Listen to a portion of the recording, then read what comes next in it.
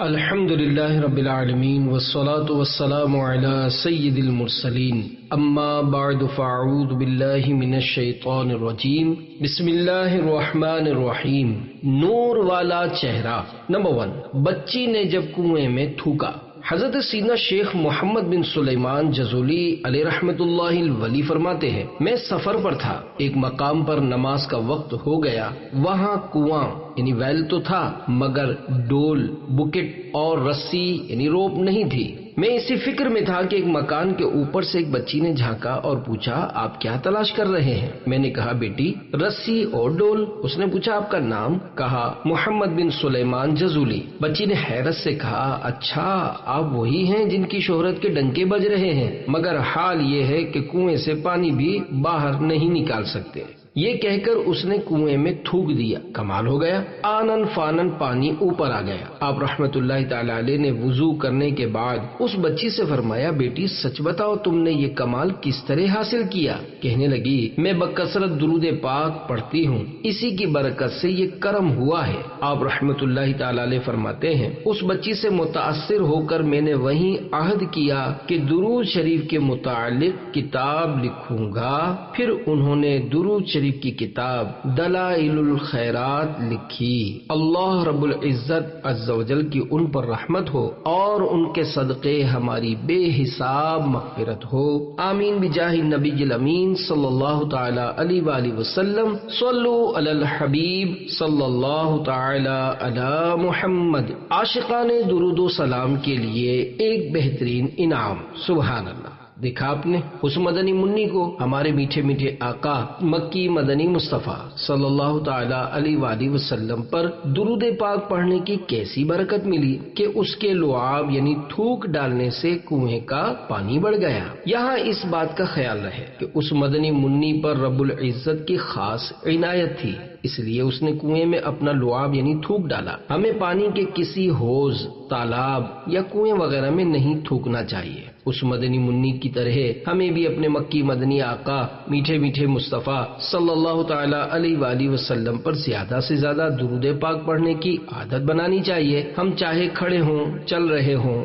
بیٹھے ہوں یا لیٹے ہوں، ہماری کوشش یہی ہونی چاہیے کہ درود شریف پڑھتے رہیں۔ مسئلہ، جب بھی لیٹے لیٹے درود شریف پڑھیں یا کوئی سا ورد کریں، پاؤں سمیٹ لینے چاہیے۔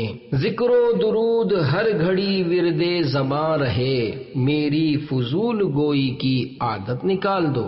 صلو علی الحبیب صلی اللہ تعالی علی محمد۔ نمبر 2، نور والا چہرہ۔ اللہ تعالیٰ کے پیارے نبی محمد عربی صلی اللہ تعالی علیہ وآلہ وسلم کو سب سے پہلے حضرت بی بی آمینہ رضی اللہ تعالی عنہا نے تقریباً 7 دن دودھ پلایا، پھر چند دن سویبہ رضی اللہ تعالی عنہا نے، اس کے بعد سے حضرت بی بی حلیمہ رضی اللہ تعالی عنہا نے 2 سال کی عمر تک دودھ پلایا ہے۔ بی بی حلیمہ رضی اللہ تعالی عنہا پیارے پیارے مکی مدنی نبی صلی اللہ تعالی علیہ وآلہ وسلم کے بچپن شریف کے بارے میں فرماتی ہیں، اللہ پاک کے پیارے حبیب حضرت محمد مصطفیٰ صلی اللہ تعالی علیہ وآلہ وسلم کا پیارا پیارا نور والا چہرہ رات کے وقت اتنا زیادہ چمکتا تھا کہ اجالا کرنے کے لیے چراغ یعنی لیمپ جلانے کی ضرورت نہ ہوتی تھی۔ ایک روز ہماری پڑوسن ام خولہ سعدیہ مجھ سے کہنے لگی، اے حلیمہ، کیا آپ اپنے گھر میں رات کے وقت آگ جلایا کرتی ہیں کہ ساری رات آپ کے گھر میں سے پیاری پیاری روشنی نظر آتی ہے؟ بی بی حلیمہ فرماتی ہیں، میں نے کہا، یہ آگ کی روشنی نہیں بلکہ حضرت محمد مدنی صلی اللہ تعالی علیہ وآلہ وسلم کے نور والے چہرے کی روشنی ہے۔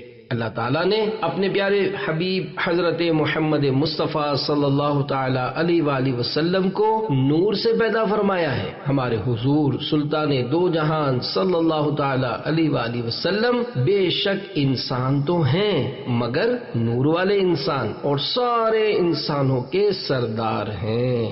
نور والا آیا ہے، ہاں نور لے کر آیا ہے، سارے عالم میں یہ دیکھو کیسا نور چھایا ہے۔ صلو علی الحبیب صلی اللہ تعالی علی محمد۔ نمبر 3، مبارک ہاتھ اور بیمار اونٹ یا بکری۔ حضرت بی بی حلیمہ رضی اللہ تعالی عنہا فرماتی ہیں اللہ تعالیٰ کے نبی حضرت محمد مدنی صلی اللہ تعالی علیہ وآلہ وسلم کو لے کر جب میں اپنے مکان میں داخل ہوئی تو قبیلہ بنو سعد کے گھروں میں سے کوئی گھر ایسا نہ رہا جس سے ہمیں مشک کی خوشبو نہ آنے لگی ہو، اور لوگوں کے دلوں میں اللہ کے پیارے حبیب حضرت محمد مصطفیٰ صلی اللہ تعالی علیہ وآلہ وسلم کی محبت گھر کر گئی، اور آپ صلی اللہ تعالی علیہ وآلہ وسلم کی برکت کا یقین اس قدر مضبوط ہو گیا کہ اگر کسی کے بدن میں کہیں درد یا تکلیف ہو جاتی تو وہ آپ صلی اللہ تعالی علیہ وآلہ وسلم کا ہاتھ مبارک لے کر تکلیف کی جگہ پر رکھتا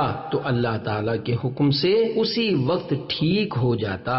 اگر ان کا کوئی اونٹ یا بکری بیمار ہو جاتی تو اس پر حضور صلی اللہ تعالی علیہ وآلہ وسلم کا مبارک ہاتھ پھیرتے وہ تندرست ہو جاتی۔ مبارک ہاتھ کے 8 حیرت انگیز کمالات۔ دیکھا آپ نے اللہ تعالیٰ کے پیارے حبیب صلی اللہ تعالیٰ علیہ وآلہ وسلم کے مبارک ہاتھ کی بھی کیا خوب بہاریں ہیں۔ آئیے پیارے آقا مکی مدنی مصطفیٰ صلی اللہ تعالیٰ علیہ وآلہ وسلم کے مبارک ہاتھ کے 8 اور معجزات آپ کو سناؤں۔ ایک غزوے یعنی کفار سے لڑی جانے والی ایسی جنگ جس میں ہمارے حضور صلی اللہ علیہ وآلہ وسلم شامل ہوں اسے غزوہ کہتے ہیں۔ ایک غزوے کے موقع پر تیر لگنے کے سبب پیارے صحابی حضرت قتادہ رضی اللہ تعالی عنہ کی آنکھ مبارک باہر نکل پڑی۔ سب طبیبوں کے طبیب اللہ تعالیٰ کے پیارے حبیب صلی اللہ تعالی علیہ وآلہ وسلم نے ان کی آنکھ اپنے مبارک ہاتھ میں لی اور اس کی جگہ پر رکھ کر دعا فرمائی تو وہ آنکھ درست ہو کر دوسری آنکھ سے زیادہ روشن ہو گئی۔ ایک قافلہ اللہ پاک کے پیارے نبی کی بارگاہ بے کس پناہ میں حاضر ہوا۔ ان میں سے ایک شخص کی طبیعت خراب تھی، اس کو دورے پڑتے تھے۔ سرکار نامدار صلی اللہ تعالی علیہ وآلہ وسلم نے اس کی پیٹھ پر اپنا ہاتھ مبارک مار کر اس مریض کے اندر موجود بلا سے فرمایا اے اللہ کے دشمن نکل جا، پھر اس کے چہرے پر ہاتھ مبارک پھیرا تو وہ مریض ایسا ہو گیا کہ آنے والے قافلے میں اس سے بہتر کوئی نظر ہی نہ آتا تھا۔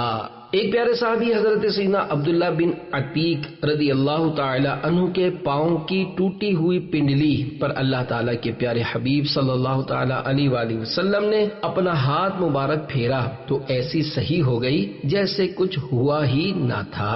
ایک پیارے صحابی حضرت سیدنا ابید بن حمال رضی اللہ تعالی عنہ کے چیچک یعنی ایک بیماری جس میں منہ پر دانے نکل آتے ہیں والے چہرے پر ہاتھ مبارک پھیرا تو فوراً چہرہ ٹھیک ہو گیا اور چیچک کے دانوں کے نشانات جاتے رہے۔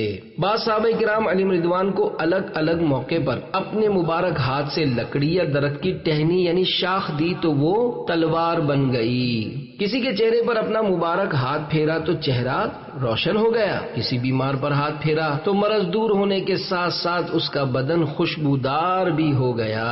ایک صحابی حضرت سیدنا عثمان بن ابو العاص رضی اللہ تعالیٰ عنہ کے سینے پر ہاتھ مبارک پھیرا تو حافظہ یعنی میموری ایک دم مضبوط ہو گیا۔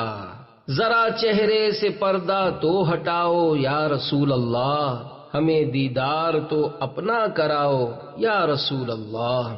صلو علی الحبیب صلی اللہ تعالی علی محمد۔ نمبر 4، گویا اونٹنی بول اٹھی۔ اللہ تعالیٰ کے پیارے نبی صلی اللہ تعالی علیہ وآلہ وسلم کے چچا جان کے شہزادے اور بہت ہی پیارے صحابی حضرت سیدنا عبداللہ ابن عباس رضی اللہ تعالی عنہما فرماتے ہیں بچپن شریف میں ایک بار سرکار نامدار صلی اللہ تعالی علیہ وآلہ وسلم مکے شریف کی گھاٹیوں یعنی 2 پہاڑوں کے درمیانی راستے میں اپنے دادا جان حضرت سیدنا عبد المطلب رضی اللہ تعالی عنہ سے جدا ہو گئے۔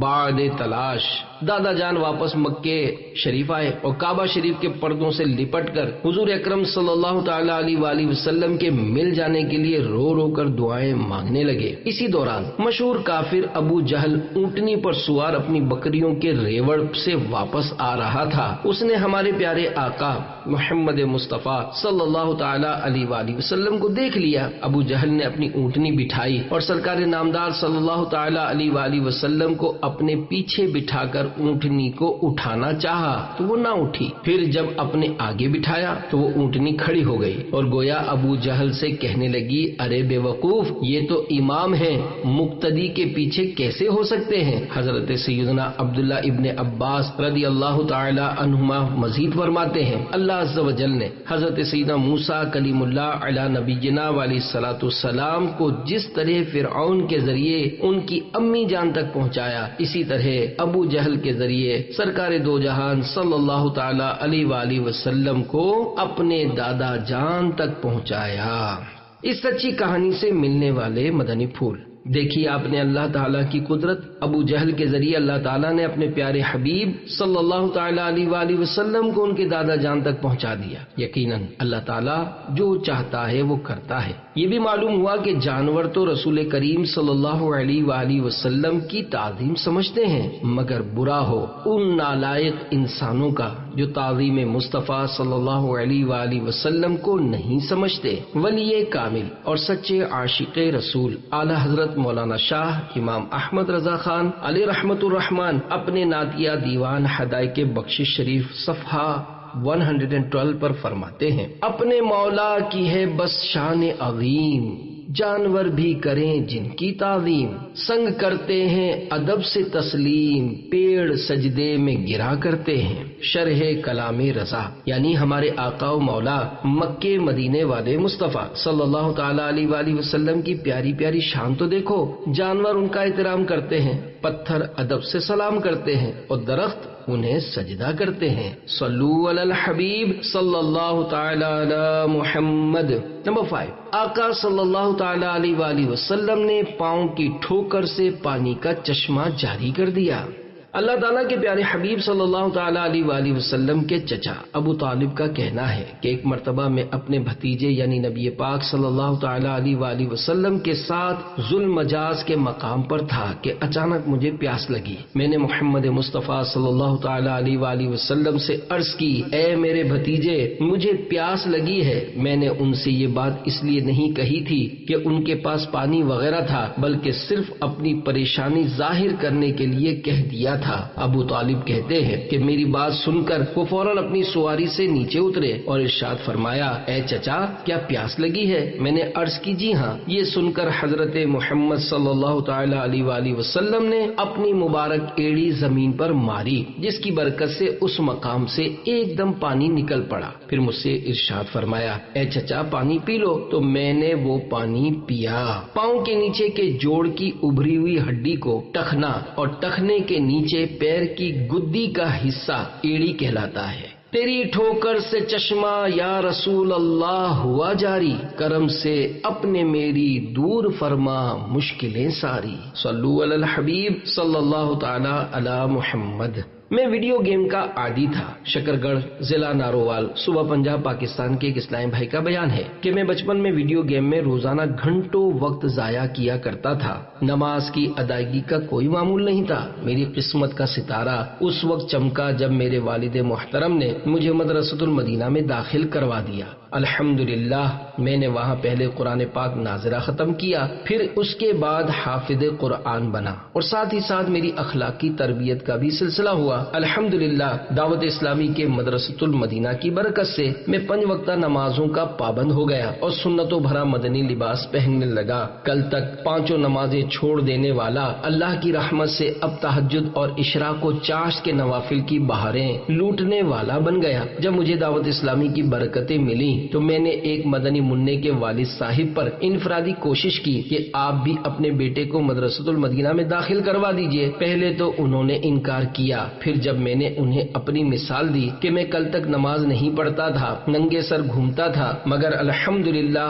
آج دعوت اسلامی کے طفیل میرے سر پر امامہ شریف ہے اور میں 5 نمازوں کی پابندی کرنے والا بن گیا ہوں، تو انہوں نے اپنے بیٹے کو مدرسۃ المدینہ میں داخلہ دلوا دیا، جہاں اس نے پہلے قرآن کریم ناظرہ پڑھا اور اب حفظ کرنے کی سعادت پا رہا ہے، جبکہ میں تادم تحریر الحمدللہ جامعۃ المدینہ میں درس نظامی کا طالب علم ہوں۔ اللہ کرم ایسا کرے تجھ پہ جہاں میں، اے دعوت اسلامی تیری دھوم مچی ہو۔ صلو علی الحبیب صلی اللہ تعالی علی محمد۔ ویڈیو گیم دیکھا آپ نے کہ ویڈیو گیم کی لت میں مبتلا بچے کو جب دعوت اسلامی کے مدرسۃ المدینہ کا مدنی ماحول ملا تو وہ نیک نمازی اور پرہیزگار مدنی منا بن گیا۔ آپ بھی دعوت اسلامی کے مدنی ماحول سے ہمیشہ وابستہ رہیے۔ اگر خدا نخواستہ آپ ویڈیو گیم کی عادت میں مبتلا ہیں تو ہاتھوں ہاتھ اس کی عادت چھڑانے کی کوشش کیجیے۔ ویڈیو گیم کے ذریعے دین و ایمان کا نقصان۔ بہت کم کو اس بات کا احساس ہوگا کہ مسلمانوں کی نئی نسلوں کو تباہ کرنے کے لیے دشمنان اسلام ایسی گیمز تیار کر رہے ہیں کہ بچہ کھیل ہی کھیل میں نہ صرف عملاً اسلام سے دور چلا جائے بلکہ معاذ اللہ اس کے دل میں دین اسلام ہی کی نفرت بیٹھ جائے۔ مثلاً ویڈیو گیم کھیلنے والا جس قسم کے کرداروں کو اسکرین پر دیکھتا ہے ان میں ایسے کردار بھی شامل ہوتے ہیں جن کے ہاتھوں اسلامی حلیے مثلاً داڑھی اور ٹوپی یا امامے میں ملبوس کرداروں کو مروایا جاتا ہے، یا پھر اسلامی کرداروں کو دہشت گرد کے روپ میں پیش کیا جاتا ہے۔ اس قسم کی گیمیں کھیلنے والے کے دل میں اسلام کی محبت بڑھے گی یا کم ہوگی، اس کا جواب آپ خود ہی اپنے ضمیر سے حاصل کیجئے۔ ویڈیو گیم سے ہونے والی بیماریاں۔ ویڈیو گیمز کھیلنے والا نظر کی کمزوری، پٹھوں یعنی مسلز کے کھچاؤ اور سر درد جیسے امراض میں مبتلا ہو سکتا ہے۔ ویڈیو گیمز کی لرزہ خیز تباہ کاریاں۔ حیا سوز لباس میں ملبوس ویڈیو گیم کے کرداروں کو دیکھ کر بچوں کی ذہنی پاکیزگی بے حیائی کے گندے نالے میں ڈوب جاتی ہے اور بدنگاہی کا مرض ان کی نس نس میں اتر جاتا ہے۔ ویڈیو گیمز کلب پر منشیات فروش کی خاص نظر رہتی ہے۔ کئی بچے اور نوجوان ان کے چنگل میں پھنس جاتے ہیں اور بعض تو ایسا پھنستے ہیں کہ ان کو عمر بھر رہائی نصیب نہیں ہوتی۔ ایسے مقامات پر بچوں سے گندے کام کیے جاتے ہیں، خصوصاً وہ بچے بدکار لوگوں کی ہوس کا شکار بنتے ہیں جو گھر والوں سے چھپ کر ویڈیو گیم کھیلتے ہیں۔ مار دھاڑ اور قتل و غارت گری کے مناظر سے بھرپور گیم کھیل کر بچوں میں رحم دلی، صبر، معافی اور درگزر کا جذبہ کم یا ختم ہو جاتا ہے اور دیکھی ہوئی چیزوں کا عملی مظاہرہ کرنے کے شوق میں کچی عمر کے نوجوان ٹین ایجر یعنی 13 سے 19 سال والے لوٹ مار، چوری چکاری، گندے کاموں حتیٰ کہ قتل جیسے جرائم میں ملوث ہو جاتے ہیں۔ ویڈیو گیمز قتل و غارت سکھاتے ہیں۔ ویڈیو گیمز اکثر ظلم و تشدد کے مناظر سے بھرپور ہوتے ہیں۔ بعض گیموں میں وہ لوگ بھی ہیرو کی فائرنگ کا نشانہ بنتے دکھائے جاتے ہیں جو گھٹنوں کے بل بیٹھ کر گڑ گڑاتے ہوئے اس سے رحم کی درخواست کرتے اور موت سے بچنے کے لیے چیخو پکار مچا رہے ہوتے ہیں، لیکن ویڈیو گیم کھیلنے والا فائنل راؤنڈ تک پہنچنے کے لیے ان سب کو بندوق کی گولیوں سے بھونتا ہوا آگے بڑھتا چلا جاتا ہے۔ ہر طرف خون ہی خون دکھائی دیتا ہے اور گیم کھیلنے والا ان تمام مناظر سے لطف اندوز ہوتا ہے۔ بعض گیموں میں ہیرو کار میں سوار ہو کر لوگوں کو کچلتا ہوا چلا جاتا ہے۔ بعض گیموں میں انسان کو ذبح کرنے اور سر کاٹنے کے ہیبت ناک مناظر دکھائے جاتے ہیں۔ بعض گیموں میں مکانات اور پل بم دھماکوں سے اڑانے کے مناظر دکھائے جاتے ہیں۔ کیا یہ سب کچھ بچوں کے کچے ذہن کے لیے نقصان دہ نہیں؟ اگر یہ کہا جائے تو شاید بیجا نہ ہوگا کہ اس وقت معاشرے میں تیزی کے ساتھ بڑھنے والے جرائم میں ویڈیو گیمز کا نہایت گہرا تعلق ہے۔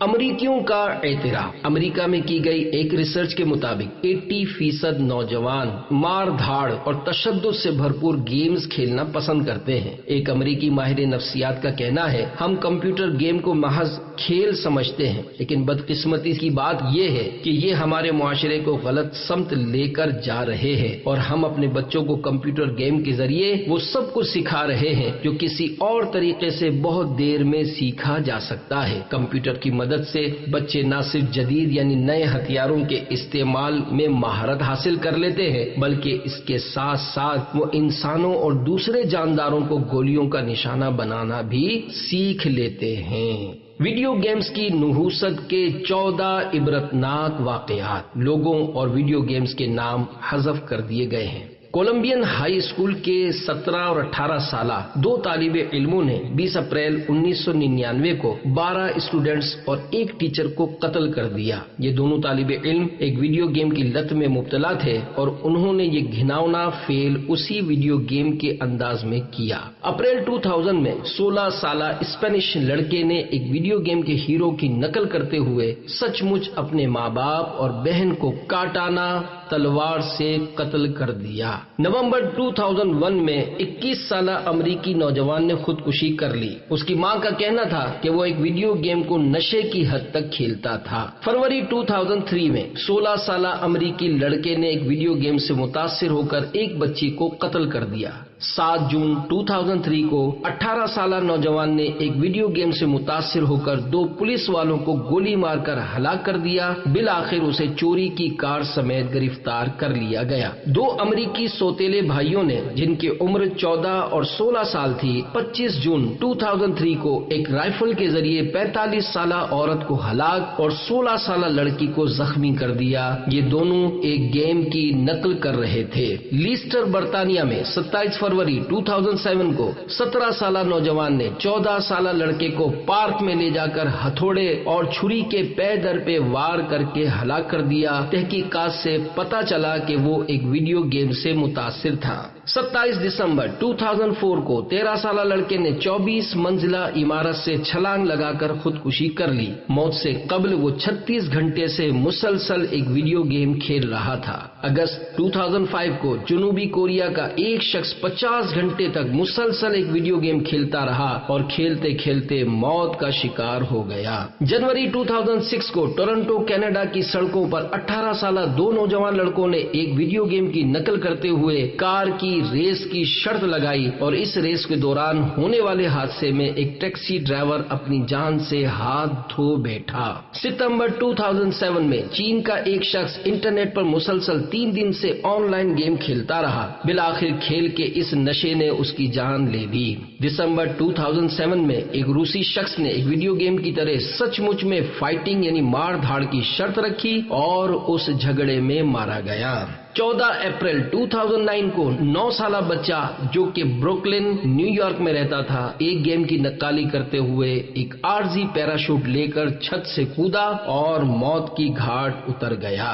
مارچ 2010 میں 3 سالہ بچی اپنے باپ کی بندوق کو گیم کا ریموٹ سمجھ کر چلانے لگی اور ایک گولی سے اس کی جان چلی گئی۔ یہ سب خبریں نیٹ پر generation next online magazine October 2010 سے لی گئی ہیں۔ ویڈیو گیمز کے دینی و دنیاوی نقصانات آپ نے سنے۔ اب اچھے بچے بنتے ہوئے ہمیشہ کے لیے ویڈیو گیمز کھیلنے سے دور رہنے کا ذہن بنا لیجئے۔ اس میں آخرت کی بھلائی کے ساتھ ساتھ آپ کے پیسوں اور قیمتی وقت کی بھی بچت ہے۔ یا اللہ عز و جل تجھے تیرے پیارے حبیب صلی اللہ علیہ وآلہ وسلم کا واسطہ مسلمانوں کو ویڈیو گیم دیکھنے دکھانے کی گندی عادت سے چھٹکارا عطا فرما۔ ویڈیو گیموں سے خدائے پاک سب بچے بچیں، نیکیاں کرتے رہیں، اچھے بنے سچے بنے۔ صلو علی الحبیب صلی اللہ تعالی علی محمد۔